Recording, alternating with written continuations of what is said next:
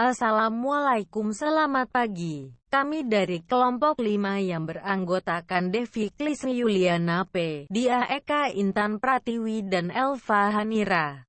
Kami akan mempresentasikan penerapan fungsi linier, disimak ya guys. Keseimbangan pasar dua macam produk.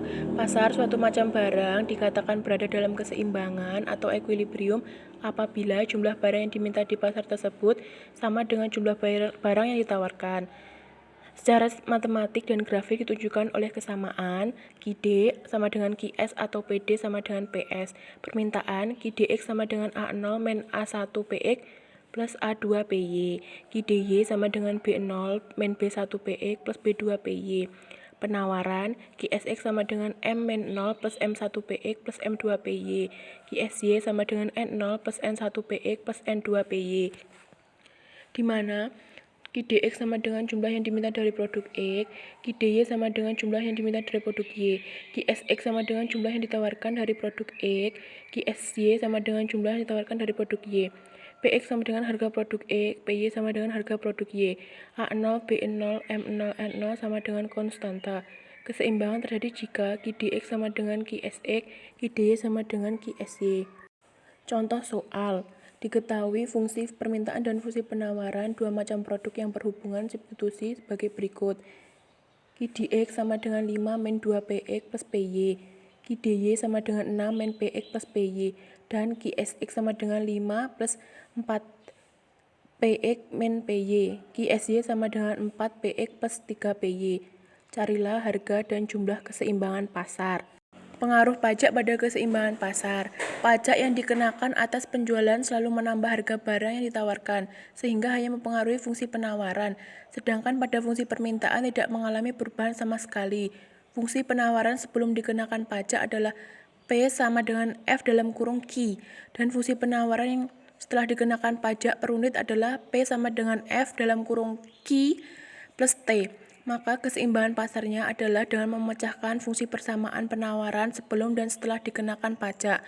Total pajak yang diterima oleh pemerintah adalah T pemerintah sama dengan pajak kali Q pada keseimbangan setelah pajak. Pajak yang ditanggung oleh konsumen adalah PT min PE kali QT.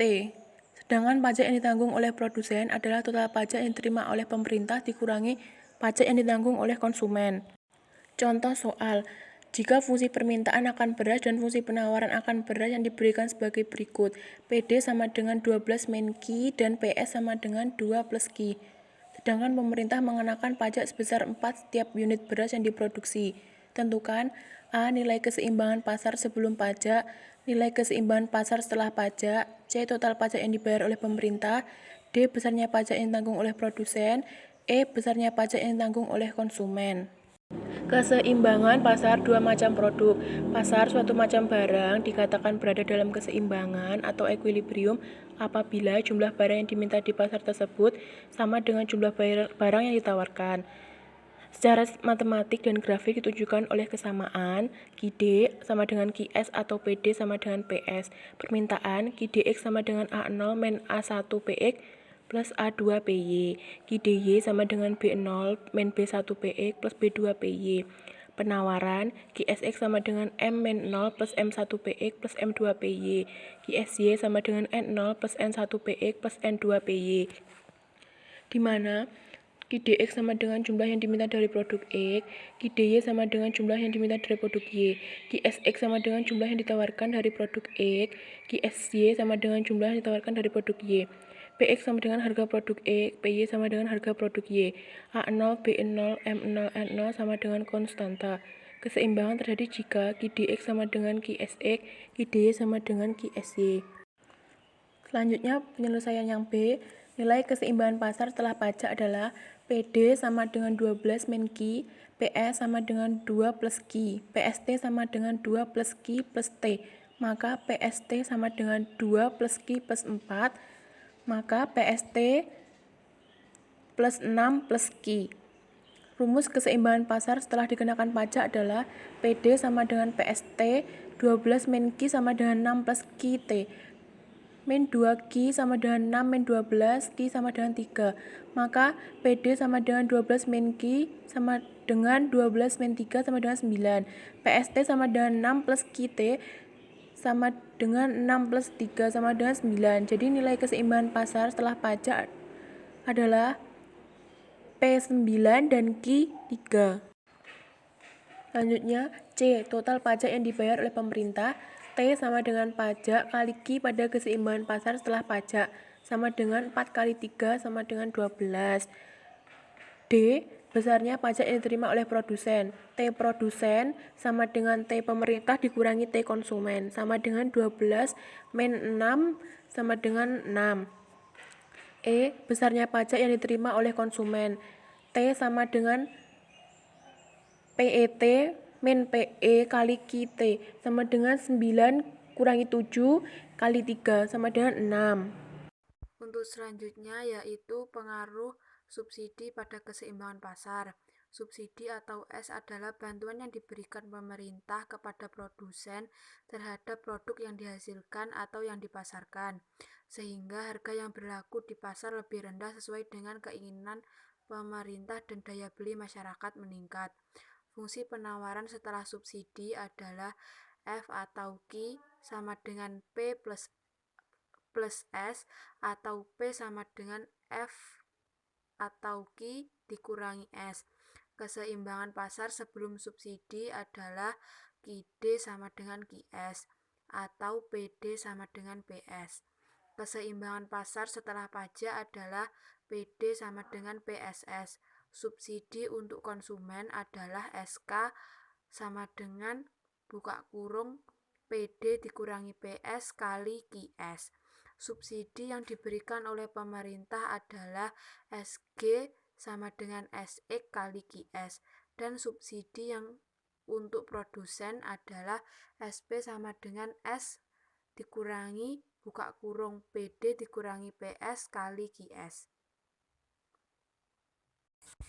Contoh soal untuk pengaruh subsidi pada keseimbangan pasar. Jika fungsi permintaan akan suatu komoditas adalah QD sama dengan 12 min 2P, sedangkan besar fungsi penawaran yaitu QS sama dengan min 4 plus 2P, dan subsidi yang diberikan pemerintah adalah sebesar 2 setiap barang yang diproduksi. Tentukan A. Berapa jumlah dan harga barang keseimbangan pasar sebelum subsidi. B. Berapa bagian dari subsidi untuk konsumen. C. Berapa bagian subsidi untuk produsen. D. Berapa subsidi yang diberikan oleh pemerintah. Dari soal di atas kita dapat menyelesaikan dengan berikut. Yang pertama yaitu jumlah dan harga barang keseimbangan pasar sebelum subsidi. Dengan rumus QD sama dengan QS. QD yang dapat kita ketahui yaitu 12 min 2P dan QS min 4 plus 2P. Dapat diselesaikan min 2P dikurangi 2P sama dengan min 4 dikurangi 12P. Dan hasilnya yaitu 4. Maka QD sama dengan 12 min 2P sama dengan 12 min 8 sama dengan 4. 8 itu kita dapat diketahui melalui 2 dikali 4. Hasil dari penjumlahan QD sama dengan QS tadi. Mencari QS sama dengan min 4 plus 2P sama dengan min 4 plus 8 sama dengan 4. Jadi nilai keseimbangan pasar sebelum subsidi adalah 4 dan 4. Untuk selanjutnya yaitu penyelesaian yang B, bagian dari subsidi untuk konsumen. Dengan rumus SK sama dengan buka kurung PD dikurangi PS tutup kurung dikali QS. SK sama dengan PD 4 PS 3 dikali 6. SK sama dengan QS kali S, yaitu dengan angka 6 kali 2 sama dengan 12. Selanjutnya yaitu bagian yang C, subsidi untuk produsen. dengan rumus SP sama dengan S min buka kurung PD dikurangi PS dikali QS. SP sama dengan 2 min buka kurung 4 dikurangi 3 dikali 6. Hasilnya yaitu 6. Subsidi yang diberikan oleh pemerintah. Yang terakhir, yang E. SG sama dengan S kali QS. Angkanya yaitu 2 dikali 6 sama dengan 12. Demikian penyelesaian dari contoh soal pengaruh subsidi pada keseimbangan pasar. Untuk selanjutnya yaitu surplus konsumen. Surplus konsumen atau yang dilambangkan CS merupakan selisih antara jumlah maksimum yang rela dibayar oleh seorang konsumen atas suatu produk dengan jumlah yang sebenarnya dibayar konsumen saat membeli suatu produk di pasar.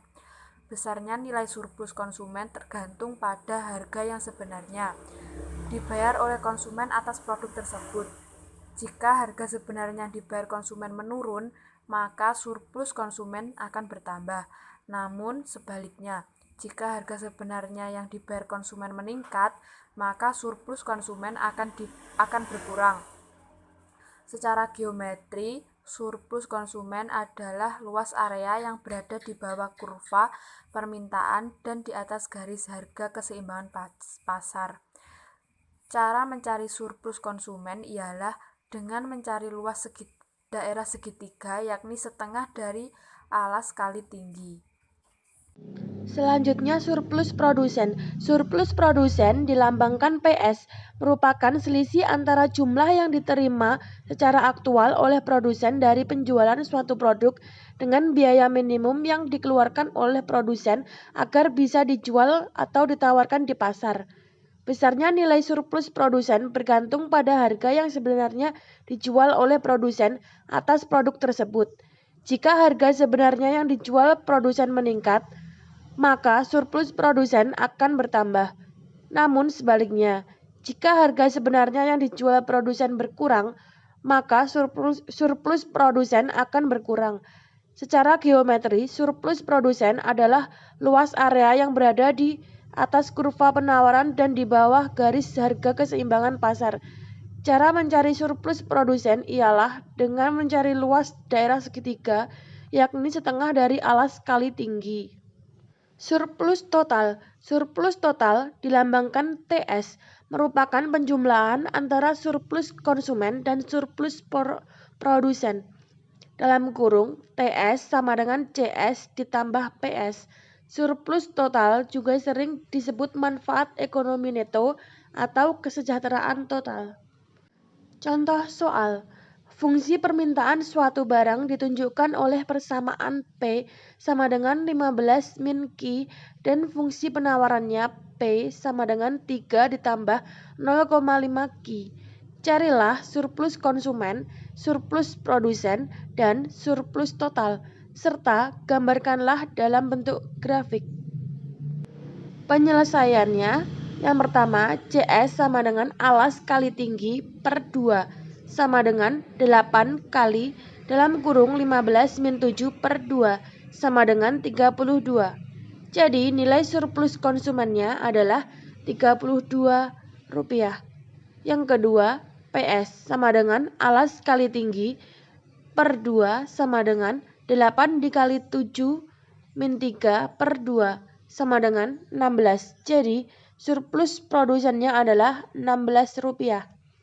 Yang terakhir, TS sama dengan CS ditambah PS sama dengan 32 ditambah 16 sama dengan 48. Jadi nilai totalnya adalah Rp48.